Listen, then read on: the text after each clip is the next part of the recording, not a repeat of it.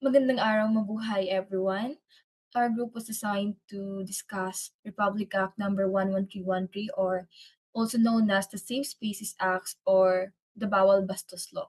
But before we begin, let me introduce the group members first. So I am Eliza Mayor Valdueza and my group mates are Mr. Anthony Josh Malyari, Mr. Yannick Mora, and Mr. Mark Vincent Manga. Next slide, Josh.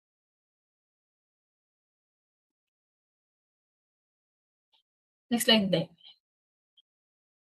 The Republic Act number 11313 or the Safe Spaces Act was signed into law last April 17, 2019, and the IRR or the implementing rules and regulations was approved on October 28, 2019.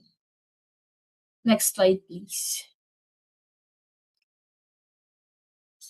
So this law was created to address this law was This law was created to address the gaps in security, equality, and safety of everyone, both men and women, whether in public or private spaces. This law aims to ensure that everyone would feel safe or secured wherever they are or wherever they go. And it specifically focuses on addressing and preventing gender based sexual harassment. So, acts like catcalling, whistling, or paninipol, unwanted remarks or unwanted sexual comments, whether done online or in person, ay yung mga acts na gustong i-prevent or i-stop ng law na 'to. For example, next slide please.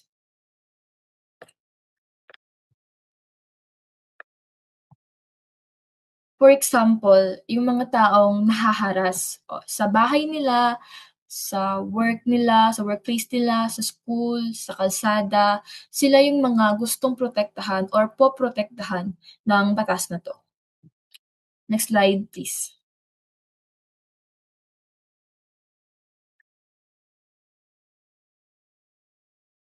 So ano nga ba yung cover ng Safe Spaces Act?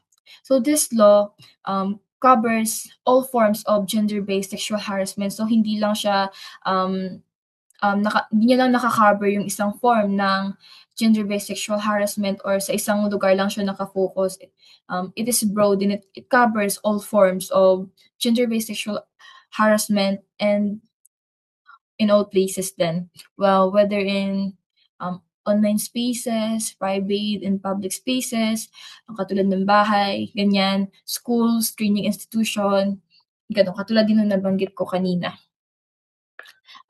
So yung Safe Space Act, it makes sure na ikaw bilang isang tao, ma-feel mo na safe ka kahit saang lugar ka man. May karapatan ka na makaramdam na nirespeto ka sa isang lugar. Next slide, please.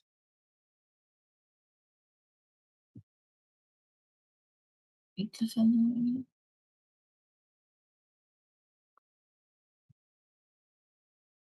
gender-based streets and public spaces sexual harassment. Under the Safe Space Act, gender-based sexual harassments in public spaces is refers to any unwanted and uninvited sexual actions or remarks directed to someone, regardless of the reason or the motive behind it. So, kahit nasabihin pa nung tao na nagsasabi na ng mga gender-based sexual harassment or gumagawa nun na joke lang naman yun or wala naman siyang masamang intensyon, considered pa rin siya na sexual harassment, gender-based sexual harassment kasi napaparamdam niya sa isang tao na unsafe siya or disrespected or uncomfy sa public spaces na dapat naman safe ka, na dapat naman maramdaman mo na safe ka. So, yung katulad ng nabanggit ko kanina, yung mga act na kasama dito ay yung catcalling, ganyan, yung paninipol, gano'n. Mga unwanted remarks or unwanted touching sa katawan sa isang tao, gano'n. Next slide, please. So these are the examples of public spaces na under ng law na 'to. Marami po 'yan sila pero ayan yung examples, mga streets, alleys, roads and sidewalks, buildings, restaurants and cafes, public parks, schools and churches, government offices, malls and public markets, and public washrooms. Next slide, Josh. Next pa po hanggang sa catcalling. Yan. So, pag-usapan naman natin kung ano-ano nga ba yung mga acts na kasama sa gender-based sexual harassment in public spaces. So let's start with catcalling. Catcalling is the most common form of gender-based sexual harassment in public spaces. So ano nga ba ang catcalling? Catcalling is um catcalling is when someone makes unwanted remarks, whistles, paninipol, or comments about another person's appearance, usually in a disrespectful or sexual ways. Kahit na sabihin pa nung tao na yun na joke lang naman or compliment, dapat ma-feel mo pa na kino-compliment ka na, dapat ma-boost pa yung confidence mo. No, isa siyang type ng harassment. Kasi na-feel ng isang na-feel nung tao na pinagsasabihan mo nun ng sinisipulan mo na uncomfortable siya, unsafe, and disrespected, and feeling niya na objectify siya. And it is also punishable by law kasi, everyone has the right to feel safe and respected in public spaces. For example, 'pag may isang babae na lang yung example. So, may isang babae na naglalakad sa kalsada, then may nadaanan siyang mga tambay, tinatawag siya ng, then biglang sisisigaw yung mga tambay ng, "Hi miss, ang ganda mo," or patingin nga ng smile, ganyan. That is, considered as catcalling na din. Next slide, please. Sexist remarks. Ito yung mga slurs or statements na, meron na naga-indicate ng prejudice or stereotyping, discrimination based sa sex ng isang tao, and typically nangyayari siya sa mga babae and sa mga tao na miyembro ng LGBTQ+ community. For example, um For example, yung babae may isang babae na nakasuot ng, provocative na damit sa public space. Then yung mga lalaki tatawagin siyang pokpok and slut, ganyan. Kasi nga ganyan yung suot mo, tapos ayun ini-stereotype nila, or kaya naman 'pag may nakita silang mga babae na gano'n yung pananamit, sasabihin agad nila na parang automatic na ano nila na pokpok yun yung tao na yun, gano'n. Next slide please.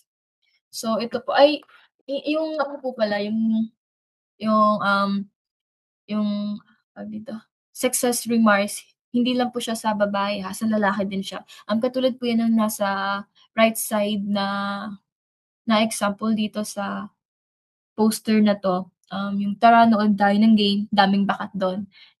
It may appear harmless po sa iba, pero kasi, um, you are actually sexualizing someone dahil lang dun sa type clothing nila. So ayun, hindi lang po siya nangyayari sa babae, although it typically happens sa babae or sa, mga, you know, member ng LGBTQ+ community. Nangyayari rin po yan siya sa mga lalaki katulad ng diyan. Next slide please. So, let's talk about naman po sa homophobic remarks, and yes, kasama po yung homophobic remarks sa acts na punishable under the Safe Spaces Act. So, ang homophobic remarks naman po ay yung fear ng isang tao or, galit sa mga tao na bakla, sa mga tao na ang gender is, gay, lesbian, bisexual, gano'n. Parang ano na hindi naka-align po sa na para po sa kanila, ano siya, kasalanan siya sa Diyos. So, for example po dito kay Pacquiao, kung saan nag-tweet po siya na sabi niya dapat po na yung mga bakla po is patayin or papatay, gano'n, kasi yun daw yung nakasulat sa Bible. Tapos, isa pa pong example is 'pag halimbawa may nakita yung mga kalalakihan na bakla ganyan, may mga instances na bubugbugin nila. Ang rason naman nila 'pag kung bakit nila binugbog is bakla daw po, kaya nila binugbog, parang takot sila gano'n. So yun po yung homophobic, remarks. Next ano po slide. Misogynistic remarks. These are the slurs or statements that are indicative of the feeling of hating women or the belief that men are inherently better than women. So, for example po, yung saying na mas capable yung mas karapat-dapat ang mga lalaki sa mga matataas na posisyon katulad ng pagiging president sa isang country, gano'n. At kung bakit, kasi po ang tingin po nila sa mga babae ay mas mababang uri kaysa sa species nila, or I mean sa mga lalaki gano'n. Um, para po sa kanila emotional lang mga babae and dramatic gano'n. So, hindi parang nag-a-act sila based sa emotion gano'n, ayun. Isa pa pong example is yung pag-stereotype din po sa mga babae na parang diyan ka lang sa bahay, kasi diyan ka lang bagay, hanggang diyan ka lang, gano'n. Kasi babae ka, hanggang diyan ka lang. Parang walang say yung babae sa society, gano'n. Next ano po, slide. Um Last po na ano nasaklaw ng catcalling ay transphobic remarks. These are the statements or slurs that are indicative of fear, hatred, or aversion to a person whose gender identity and/or expressions do not conform with their sex assigned at birth. So, although very similar po siya sa, homophobic remarks, transphobic remarks naman po parang mas naka-focus siya sa galit ng mga tao na takot or naka-focus siya sa mga tao na galit sa mga trans gano'n, sa mga parang nagko-cross-dressing gano'n. Takot sila ganyan, parang tinatawag nila ng kung ano-anong slurs ganyan, parang nya parang, "Lalaki ka ba't ka nagdadamit ng ganyan, ang pangit-pangit ano ka." Ta's parang ayun po gano'n, galit sila sa mga trans gano'n. Next slide. Next slide pa po. This is the part 2 po ng acts of gender-based sexual harassment in public spaces. So, persistent uninvited comments or gestures on the person's appearance and relentless requests for personal details. For example po, wait lang. For example po, if halimbawa may stranger po na lumapit sa'yo tapos laging like siging comment sa pananamit mo or sa katawan mo ganyan, tapos siging hingi ng personal details or nung number mo po, kahit na nagsabi ka na ng no, kahit na nakailang beses ka nasabi ng, "No, ayoko," ganyan, sunod pa rin ng sunod sa'yo, then that is also one of the acts of gender-based sexual harassment in public spaces. Next slide. Um, Statements of sexual comments and suggestions, public masturbations or flashing of private parts, groping, making offensive body gestures at someone, and other similar lewd sexual actions. So, yung form po na 'to ng harassment is yung parang much serious po na type or form ng gender-based sexual harassment, kasi dito na po, for example, yung nasa crowded ka na lugar or nasa train station ka katulad nung nasa poster sa right side, diyan. Katulad po diyan, pero mas malala po diyan yung sa public masturbation or flashing private parts katulad ng, um, siksikan na nga po tapos yung katabi mo na lalaki, parang yung genitalya niya, yung private parts niya is inaano niya pa sa'yo, parang mas dinidikit niya pa sa'yo or, paghawak sa private parts mo, gano'n.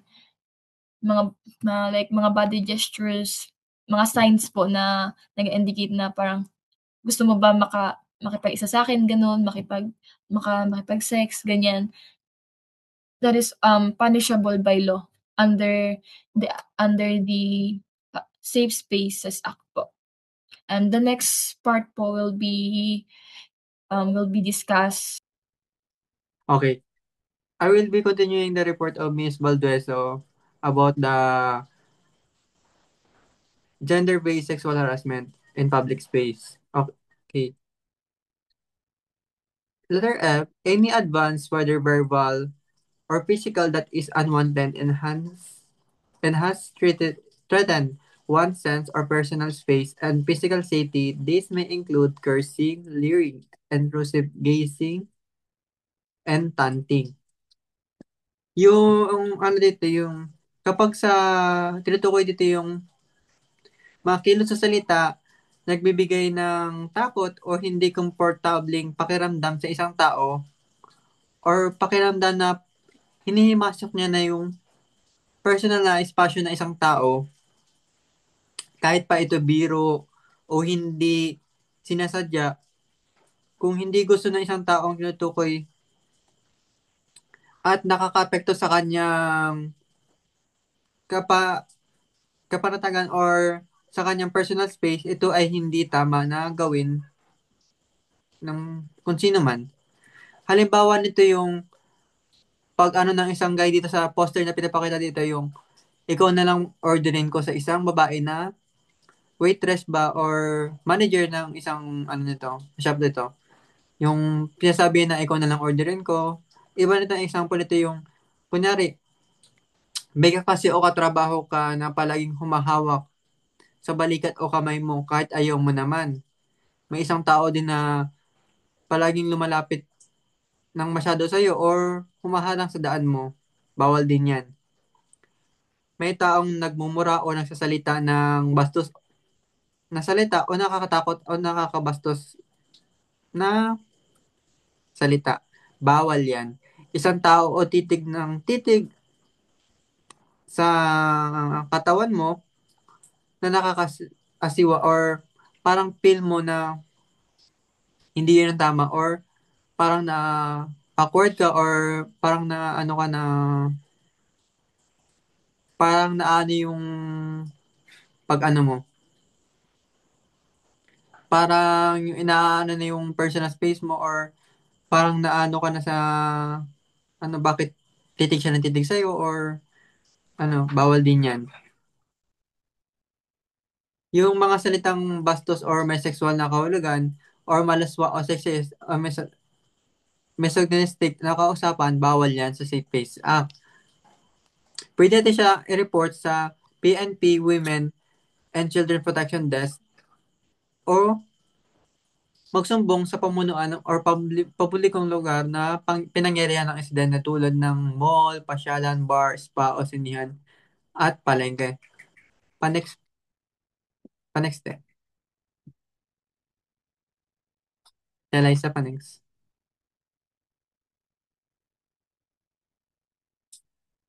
Okay. Persistent selling of sexual jokes, use of sexual names. Yung, kunyari, may mga paulit-ulit na nagsasabi sa'yo na ano, nagsasabi ng mga bastos, or patuloy nila ginagawa yung biro na mga bagay na may kaugnayan sa sex or katawan or tinatawag na isang tao sa mga bastos o sexual na bansag. Kahit pa ito biro lang, kung nakaka-open o nakakasiwa siya, ito ay harassment pa rin pa isang tao. Halimbawa nito yung, yan, te pwede ba sumako dito sa ano te yung sungit ni Miss kulang siguro sa ano. Yan. Katulad sa poster na pinapakita, sungit ni Miss kulang siguro sa lambing or tsaka yung sinabi ng isang panggay, pero tayo, pustahan tayo, di na yung virgin. Like, pinagpupustaan nila isang babae, tatanong nila, inaano nila na hindi pa yung virgin, like pinagpupustaan nila. Then, another example nito yung, ano, kung may kaklase ba tayo, may kaklase o katrabaho na palagi nasabi ng mga green jokes o tinatawag na tinatawag kang sexy, hot, baby, kahit hindi mo naman gusto. May isang grupo ng tao na ulit gumagawa ng mga bastos na komento kapag dumadaan ka. Bawal yan. O bawal yan sa public space. Yung nagkokomento ka sa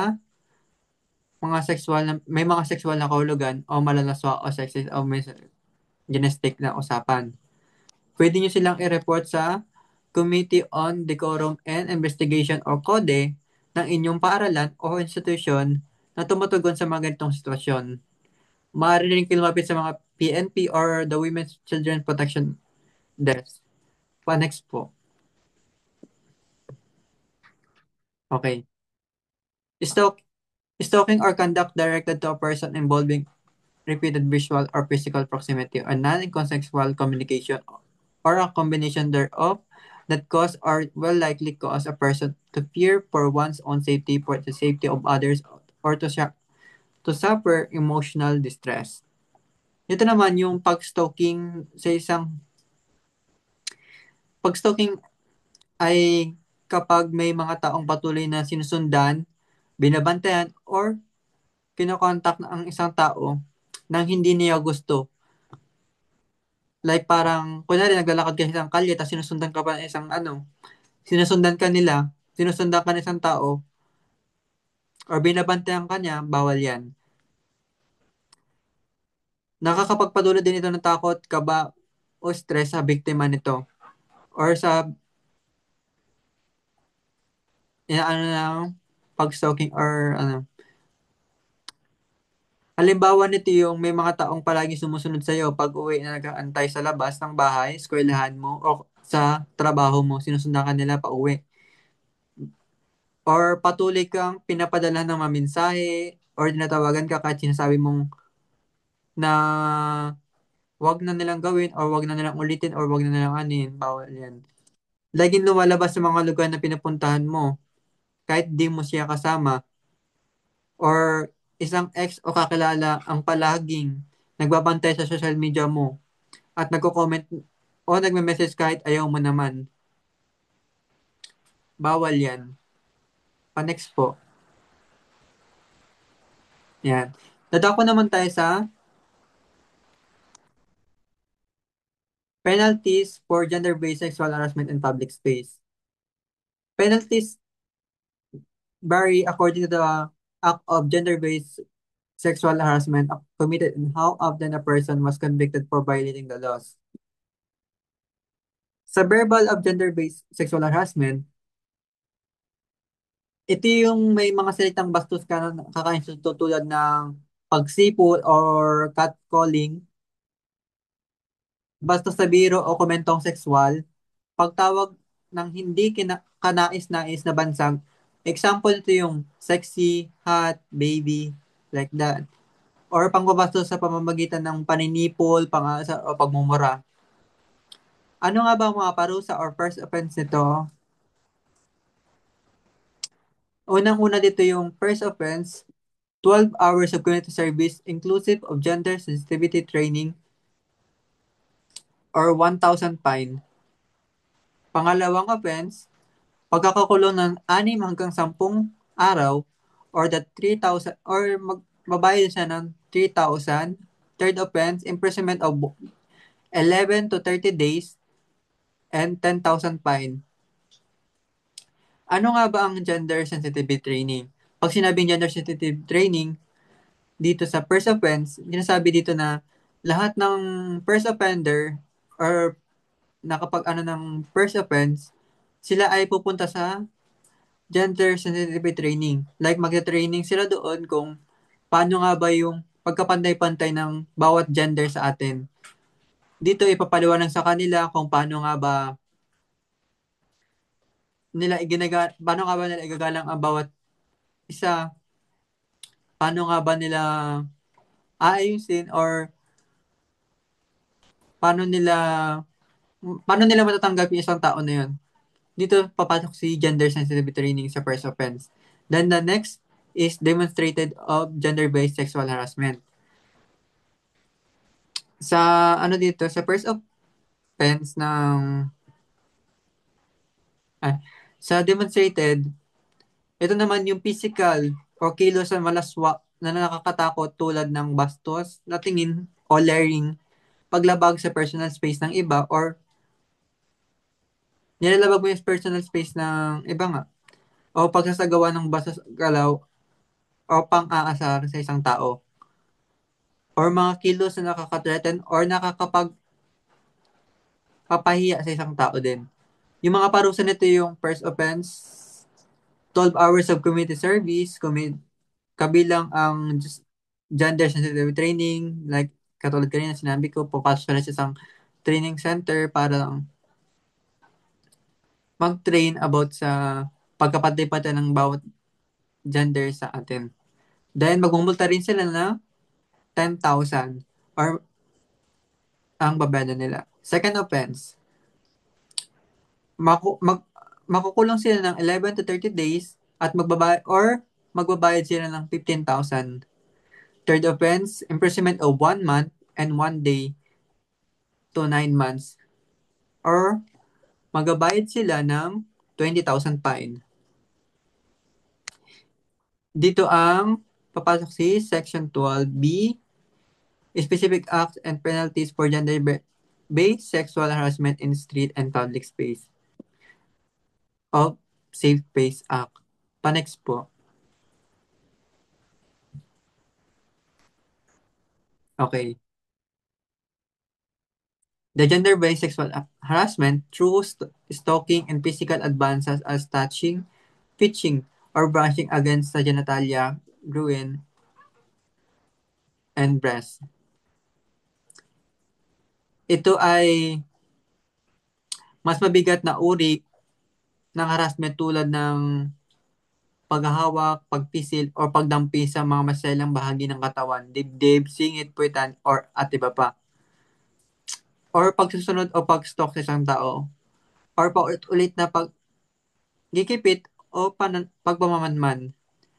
Pwede silang magkaroon ng first offense, imprisonment of 11 to 30 days, or magbabayad sila ng 30,000 provided that includes attendance in a GST to be conducted by PNP and coordinating with the LGU and PCW. The second offense, imprisonment of 1 month and 1 day to 6 months or magbabayad din sila ng 50,000 na fine. Third offense, imprisonment of 4 months and 1 day to 6 months or magbabayad sila ng 100,000 fine. Then, ito naman si Section 12C, Specific Acts and Penalties for Gender-Based Harassment in Street Public Space of Safe Space Act or RA 11313. Next po.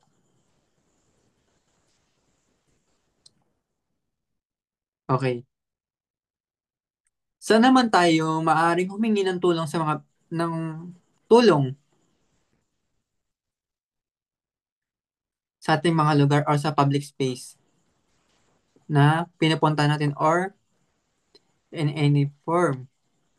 Unang-una, kapag in all case, kunwari sa public space ka na in all case, pwede tayong humingi ng tulong sa mga local government unit or LGU by Local Anti-Sexual Harassment, ASH hotline. Or pwede rin tayo pumunta sa nearest police present through their Women and Children Protection Desk or pwede rin tayo pumunta dito rin sa Local Social Welfare and Development Office or the Public Attorney's Office or PAW para sa mga libreng legal na tulong.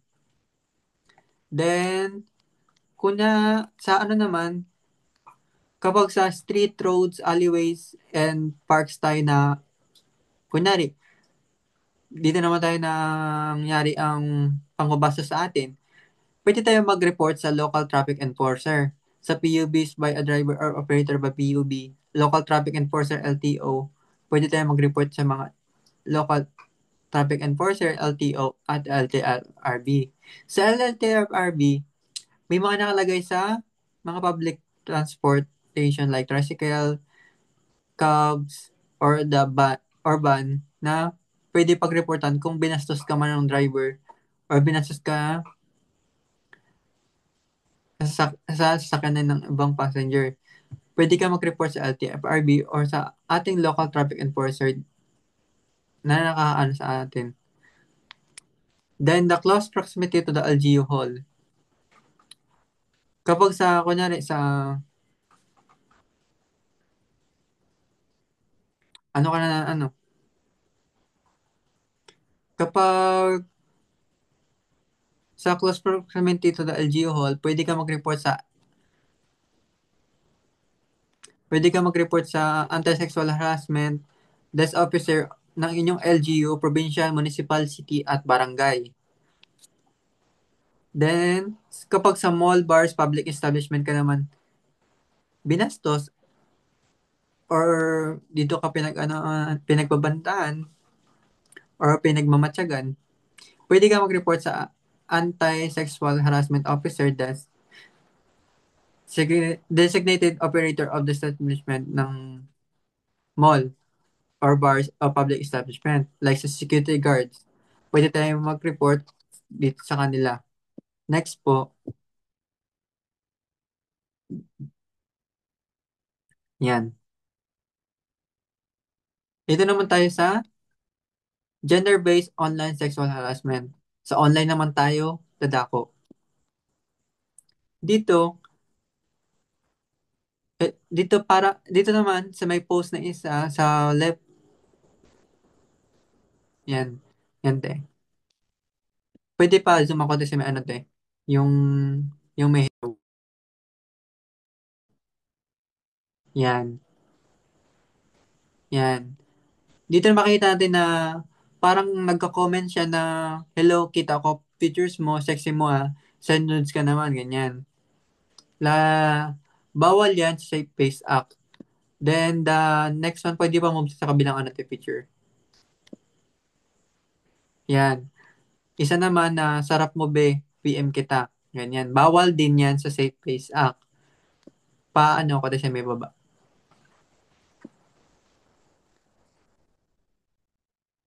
Cyberstalking at paulit na pagpapadala ng bastos o na mensaheng online o pagpapakalat ng sa internet na malalaswang larawan, video at iba pang paninira na walang katotohanan. Bawal yan sa Safe Place Act. Next. Ay, wait lang. Pabalik ako, te. Meron pa palang ano.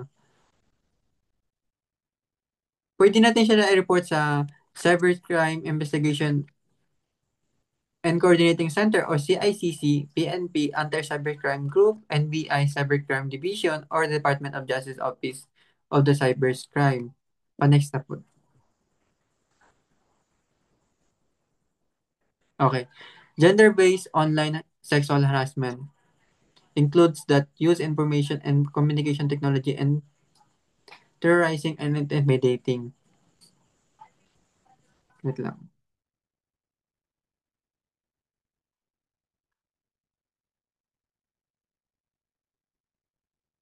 Okay.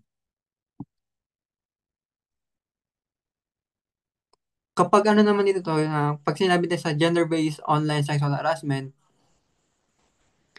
ito yung mga anumang uri na pangharas o pangbabastos o pananakot sa isang tao o sa'yo gamit ang internet o social media o iba pang online platforms. Ito ay nakatuon ng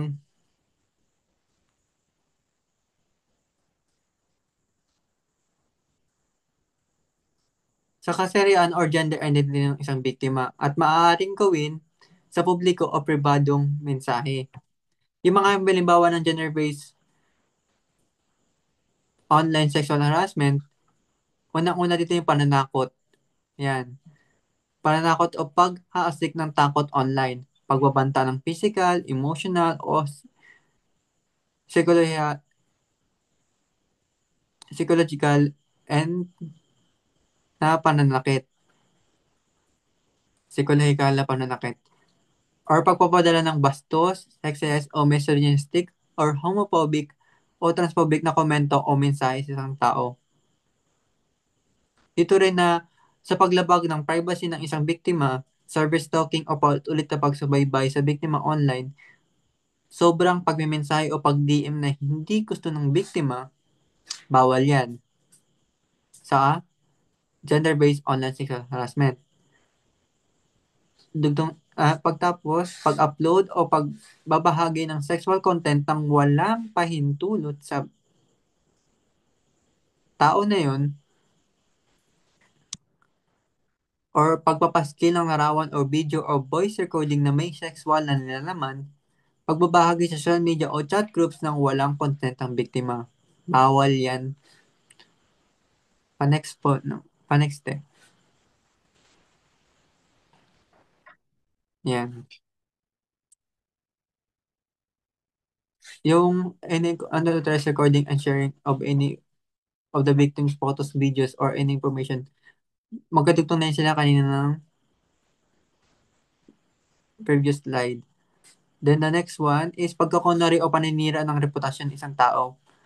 Kapag pag-impose ng identity ng biktima online or yung parang ano mo na yung picture ng isang biktima o parang inaano mo na siya sa internet, pagkakunwari sa account ng parang inaano mo na siya, ginagaya mo na siya, ginagawa mo na siya ng parang mga issue, yan.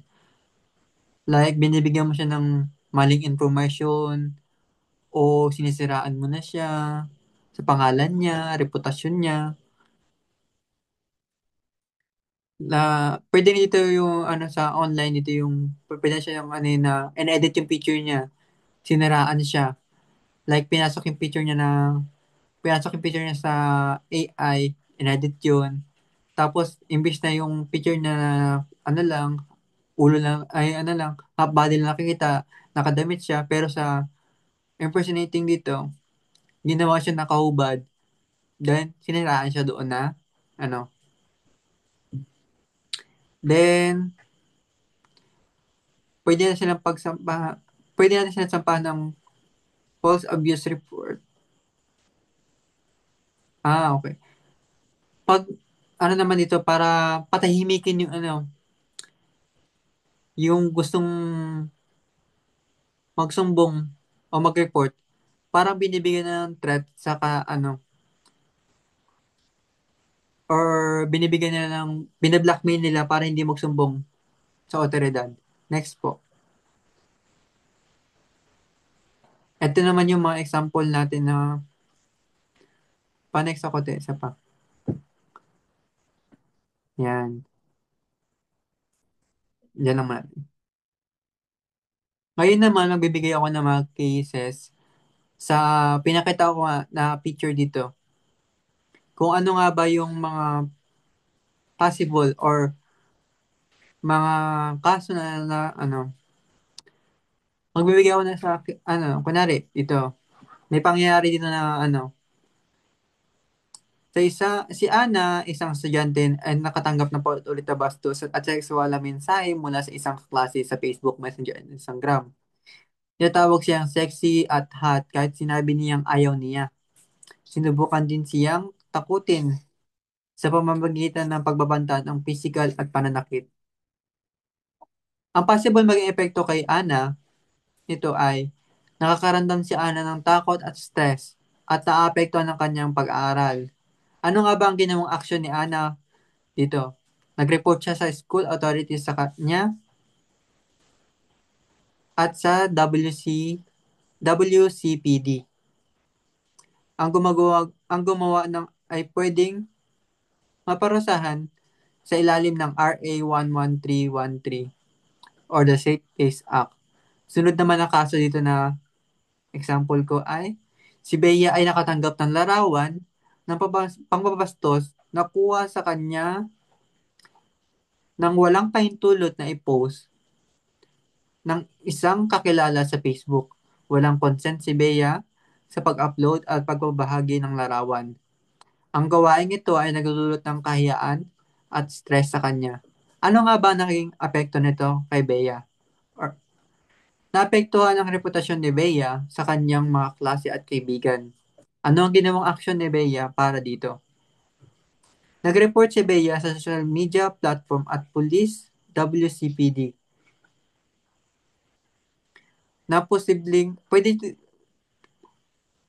yung taong nag-post na walang pahintulot sa kanya, possible o posibleng magmulta at ng first offense na posibleng magmulta siya ng mandatory gender sensitivity training at parusa sa gumawa. Next na kaso pa sa huling example natin. Si Carla ay biktima ng isang tao na gumawa ng peking Facebook account gamit ang kanyang pangalan. Nag-post ang gumawa ng mga maling impormasyon tungkol kay Carla. Kaya sirain ang kanyang reputasyon. Sinubukan din sinubukan niya din gumawa na mag-file ng peking report sa social media platform para patahimikin si Carla. Ano nga ba ang naging epekto nito kay Carla? Naramdaman ni Carla ang takot, anxiety at kayaan. Naapektuhan ang kanyang social at professional life. Ano nga ba ang ginawang aksyon ni Carla para dito? Nag-report si Carla sa social media platform at WCPD. Possible na parusahan ang gumawa ayon sa RA 11313. Kabilang ang multa, community service o imprisonment depende sa offense. Next po. Then the next reporter will be Mr. Mora.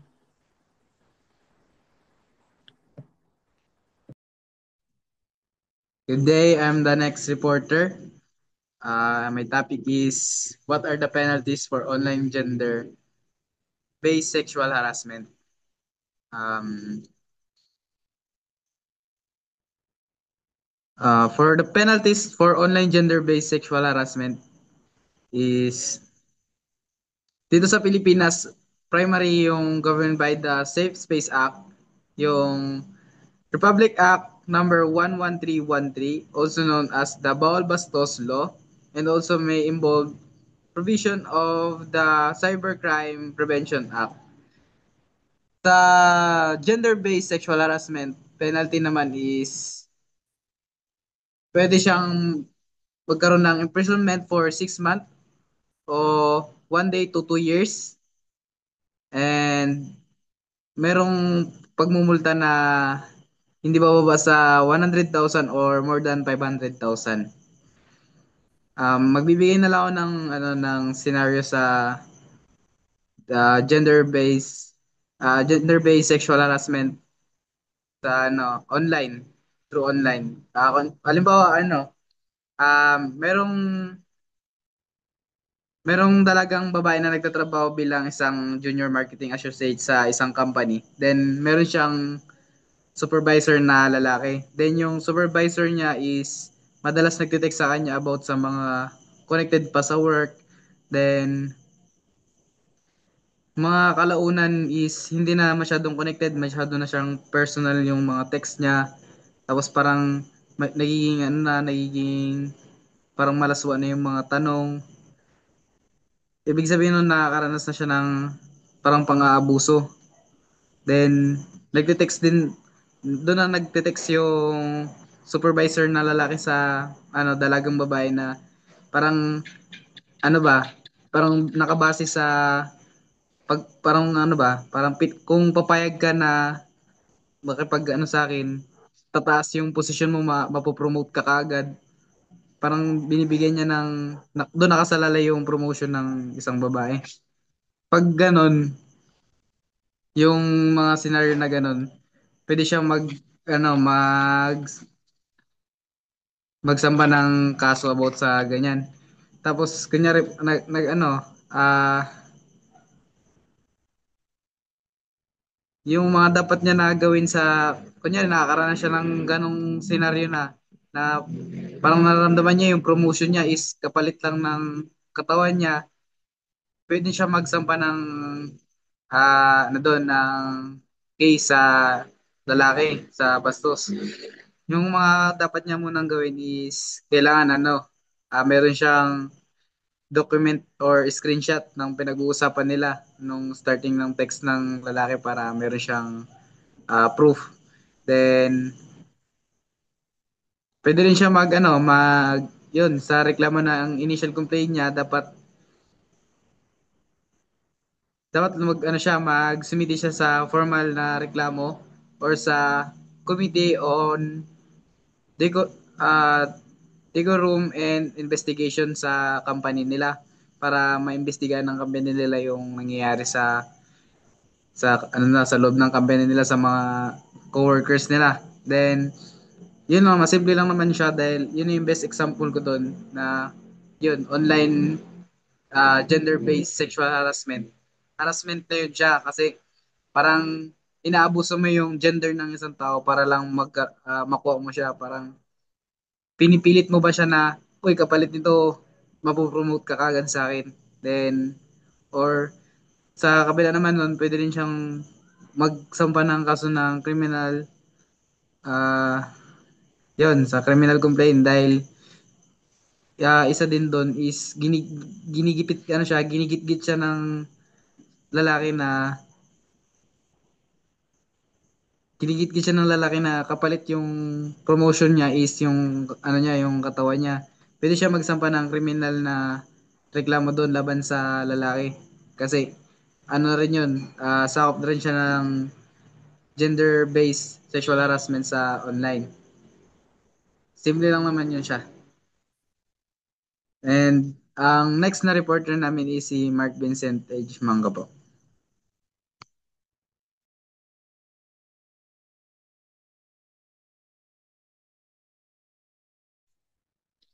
So, hello, good day everyone. Rinig ba ako? Yes, sir. Good. So, um, n- um, I'm Mark Vincent H. Manga. I'm here to report, discuss about what are the responsibilities of employers under the Safe Space Act. So, ito yung mga under ng Safe Space Act employees must. So, disseminate or post in a Confucius place or copy of the law to all persons in the workplace. So, minimin dito na kailangan, for example, ikaw isa kang, uh, for example, ako, isa akong employees or mataas yung yung position ko sa isang company. So parang nire-required sa akin ng ano ba 'to ng LTR yung parang ano ba 'to? Need ko ipaalam sa mga employees yung act na to or yung law. Kailangan ko i-share sa kanila sa trabaho or sa school, um, sa public, ganyan kailangan maging aware yung mga tao about sa act na to. Then yung pangalawa is prove measure to prevent GBSH in workplace such as the conduct of an anti-sexual harassment seminar. So dito naman yung parang kailangan nating i-seminar yung mga students or employees para maging aware sila about sa sexual harassment para kapag may nangharas sa kanila is meron silang pwedeng ipataw na kaso sa nangharas sa kanila.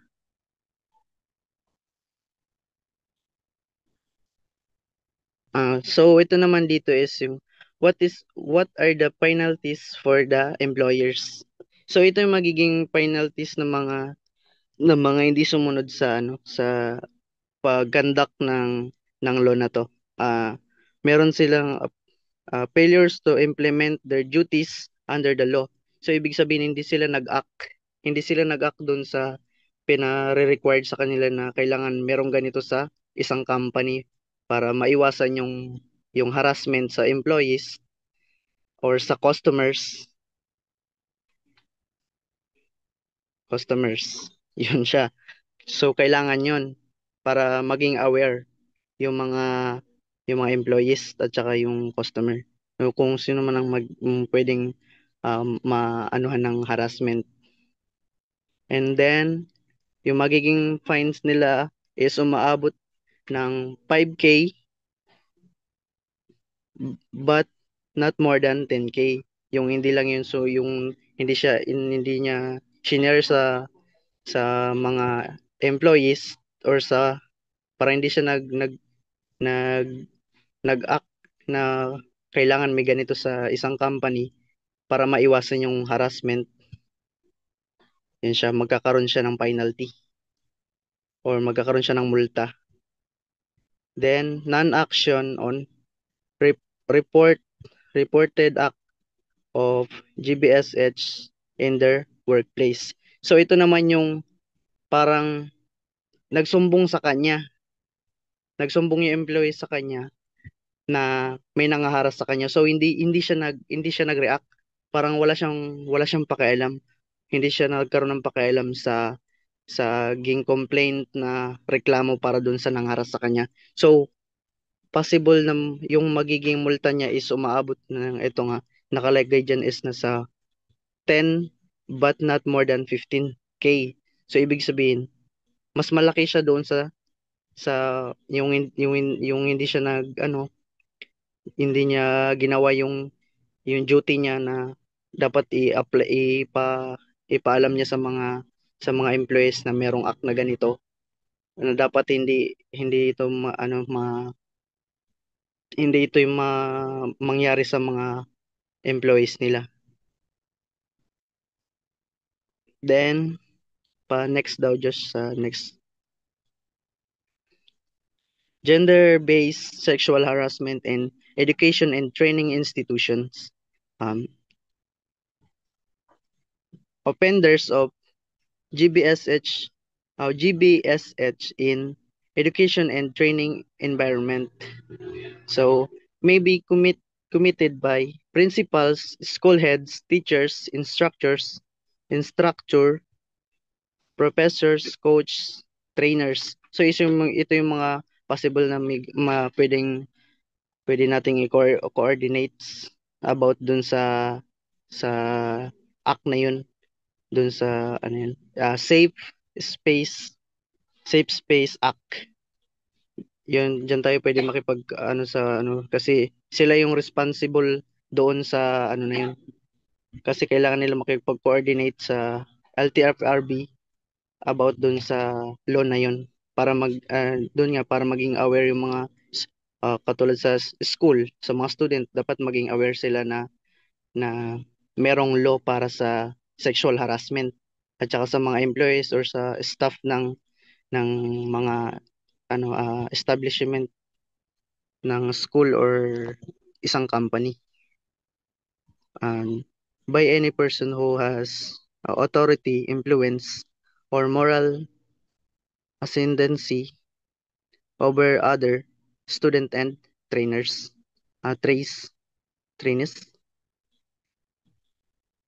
So, next slide.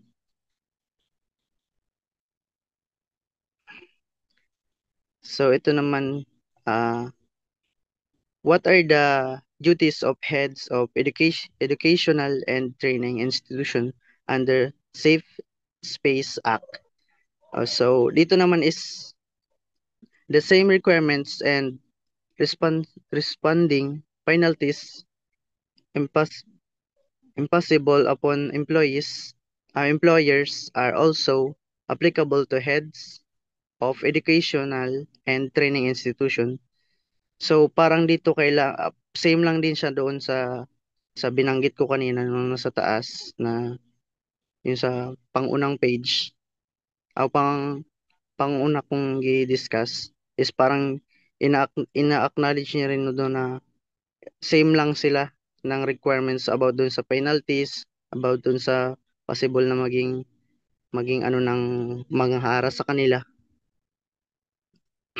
Then, so these heads are also required to disseminate the law. Yun na nga yung parang kailangan mo ipaalam talaga sa mga employees ng isang company or sa school or sa mga students para maging aware nga sila about doon sa law na yun, ah, para maiwasan at hindi maranasan ng mga employees at saka student. Next. So, dito naman sa pang 6 na slide is, in addition to such as duties, it's also required them to. So, ibig sabihin nito, kasama another required designate an officer in charge to receive complaints regarding violations of the law and forward them to the CODI. So, dito naman is kailangan daw merong naka-in charge na isang person doon sa pag-hold ng reklamo ng isang naharas na babae o lalaki.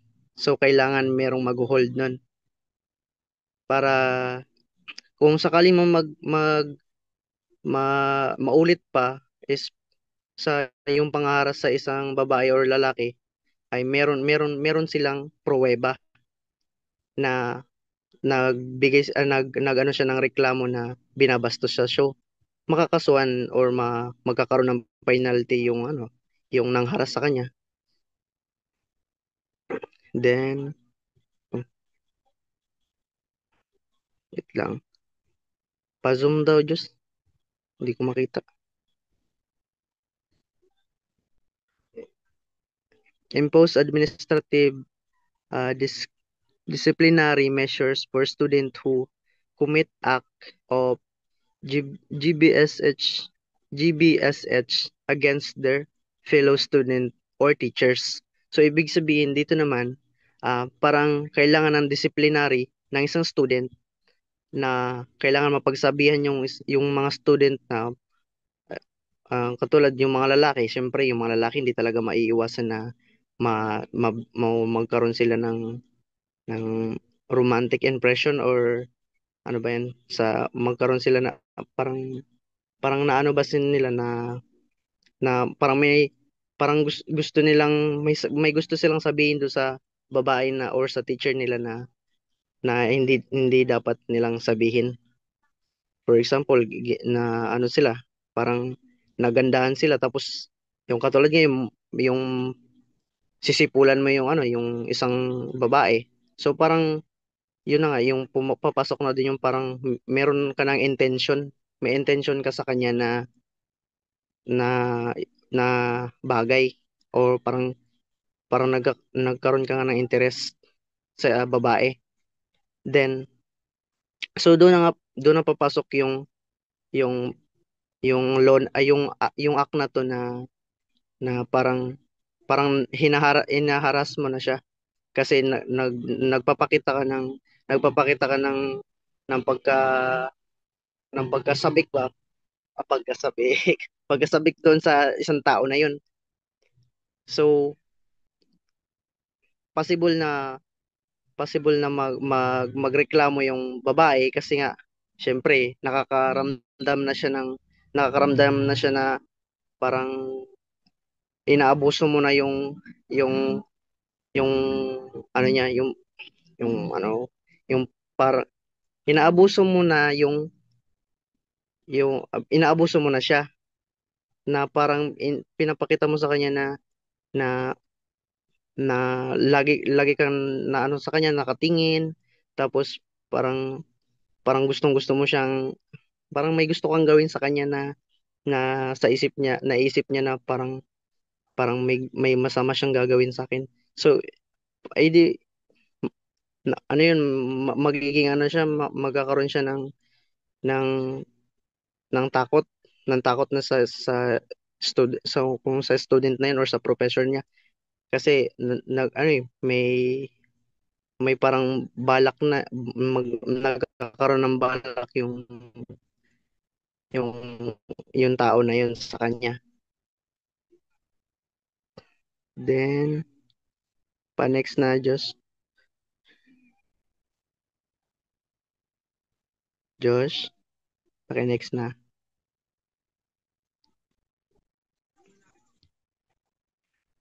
So, dito naman, wag na yan.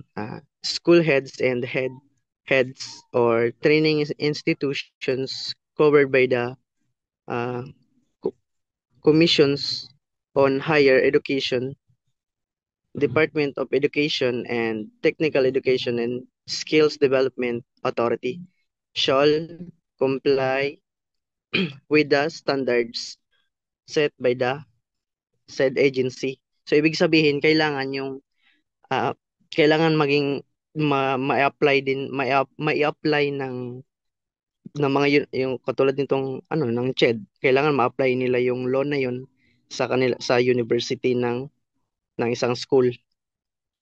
Kailangan ma-apply nila para maiwasan yung harassment sa student or sa employees. And then kailangan may-apply din ito sa DepEd. Kailangan maging aware sila about dun sa law na yun para maiwasan yung yung para maiwasan mangyari sa mga student at baka kasi magkaroon ng for example magkaroon ng trauma yung babae about dun sa pangaras sa kanya ng prof niya or ng kaklase niya. So maapektuhan yung pag-aaral niya. Parang mahihiya na siya magpasok, parang matatakot siya na pumasok kasi may nangharas sa kanya. So kailangan talagang i-apply ito o i-adapt ng mga schools para maiwasan yung ganitong mga pangyayari katulad ng pangaras sa babae na para hindi sila magkaroon ng trauma. Then next,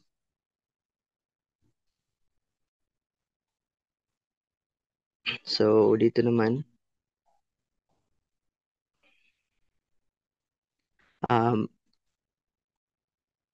be composed of representative from the school administrative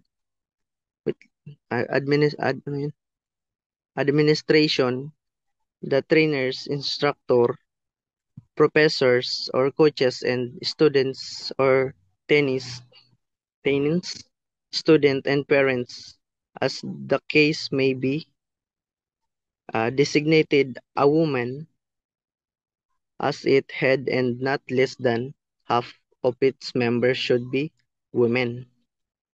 So kailangan ma-designate ito sa sa may paliwanag sa mga babae na kung makaranas man sila ng harassment, kailangan nilang i-report ito kung sa professor ba nila or sa coach or sa instructor or kung sino man yung possible nilang pwedeng mapagsabihan na hinaharas sila para ma-actionan siya, hindi parang mapapagsabihan na yung tao na yun na hindi pwede yan, hindi bawal kang bawal mong harasin yung isang babae kasi merong batas para sa harassment. Kaya para maiwasan niya na maharas yung isang babae or lalaki. So, be composed of members should have impartial and not connected or related to the aligned per, ano, per, ano to? perpetrator.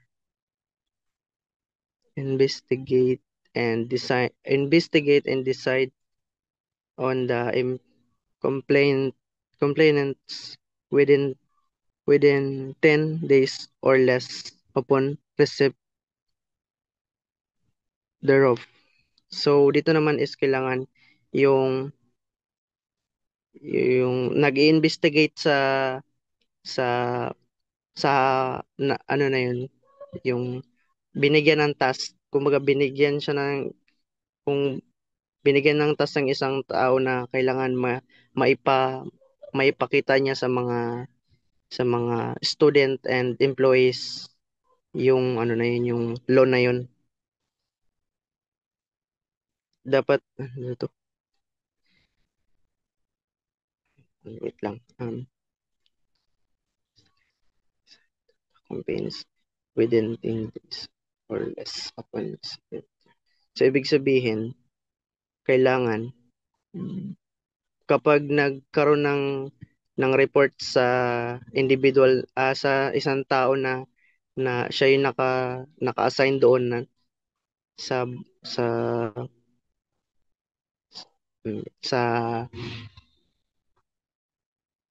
sa yung sa law na yan, naka-assign siya sa law na yan para maipa ano sa mga employees, para maiwasan din na mangyari.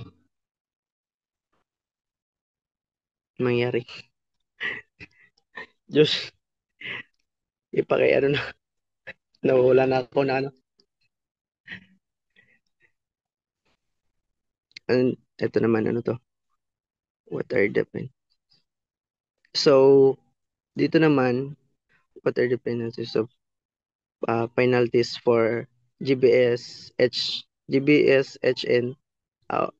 GBSH in education and training institution under SSA. So dito, school institution heads who did not implement their duties under the law. So ito magkakaroon din dito ng penalty yung yung hindi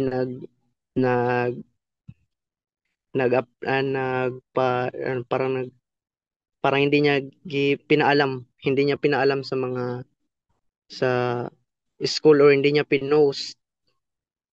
pinakita sa mga student na hindi siya nag-act na ipakita yung law na yun. Parang wala siyang ginawa. So magkakaroon siya ng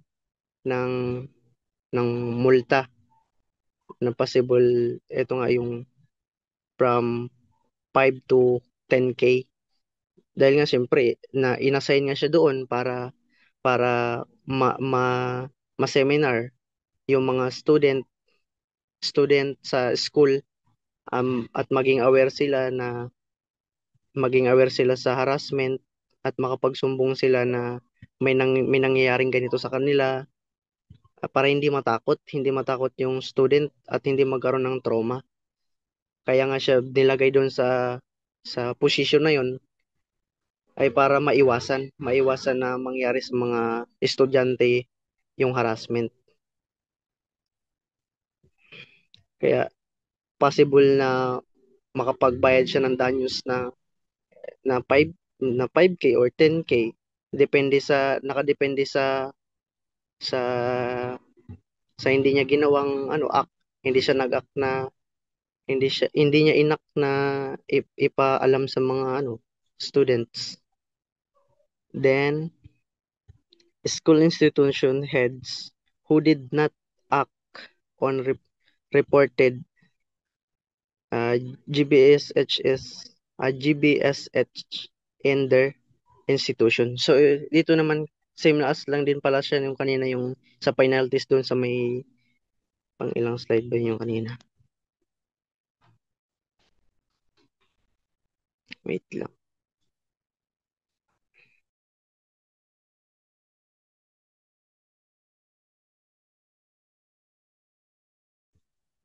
So same lang din siya doon yung sinabi ko kanina na about doon sa hindi niya pinerform, hindi niya parang wala siyang ginawa ba Parang may nagreklamo sa kanya, pero hindi niya pinansin. Parang binaliwala niya lang yun. Na kahit na nakararanas na ng ganun ang isang tao na pangara sa kanya, is inassign siya doon para isumbong o ipaalam sa CODI na merong nangyayaring harassment doon sa isang babae. So, possible din na magkaroon siya ng penalties doon kasi hindi siya nag-act eh. Wala siyang ginawa. Parang parang inignore niya yung yung pag pagreklamo pagreklamo ng isang individual. So, wala siyang ginawang act kahit na um, parang hindi niya pinaalam ibang sa ibang tao na meron na nangyayaring ganun sa school nila na pangharas. For example, isang prof, hinaharas niya na pala yung isang student. Tapos yung naharas na yun na babae, lumapit siya sa yung may position na para i-implement yung law na yun, na para maiwasan yung harassment na yun, ay hindi siya nag-act. Kasi hindi siya nag-act doon kasi parang wala siyang pakialam kung ano nangyayari sa school. Hindi niya hindi niya hindi niya pinansin. So magkakaroon siya ng multa doon kapag nasita siya. Pero kung hindi siya masisita, wala ring mangyayari kung kung hindi niya pinansin yun. So, kung hindi niya man papansinin yun, paano na lang kung mangyayari pa yun ulit, edi edi walang mangyayari. Kaya nga siya inassign doon para para maiwasan yun, yung bagay na yun. So, dito naman sa slide na to is minor student who are found to commit GBSH shall be held liable for administrative sanction by the school as provided in their student handbook. Next. Dito naman is merong quote dito si Ashley Bryan. So ito yung kanyang sinabi dito ay, having a safe space to imagine and dream and invent yourself is the first step to being happy and successful whatever road you choose to pursue. So yun yung sinabi niya. Next. So ito naman is a respectful communicator will always create a safe space for others to be heard. So ibig sabihin, kailangan respeto natin ang kababaihan at kalalakihan. Kailangan magkaroon tayo ng pag-iisip na tama. Dapat sa yung mga lalaki hindi nila binabastos ang mga babae, na dapat maging aware din sila. Maging aware sila sa pananalita nila or sa ina-act nila sa isang babae, na dapat yung parang pinapakita nila silang hindi sila nanghaharas. Pwede naman kasi makipagkilala nang hindi nakipag parang nakipag-anuhan ka sa babae, yung parang sa tingin mo pa lang parang hinubaran mo na sila. Parang dapat hindi na parang hindi nila ina-acknowledge yung ganun. Dapat yung maging respect dapat maging respectful kahit for example sa babae or matanda mayang babae or yung may anak na dapat respetuhin pa rin. Kahit sa lalaki dapat ganun din. Ang mga babae dapat respetuhin din nila yung mga lalaki na minsan kasi may mga case na minsan yung mga babae minsan may babae na yung lalaki yung inaharas, parang parang ina-act din nila na hindi lang yung puro lalaki yung nambabastos. Babae rin kaya minsan may ganun or bakla o tomboy, depende sa sa sa kasarian nila.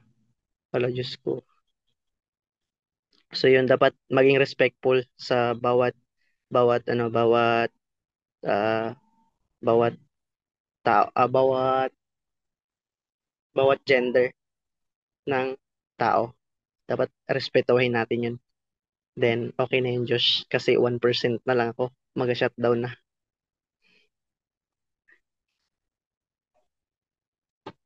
Josh, okay na ba? Okay na. Shutdown na ako, 1%.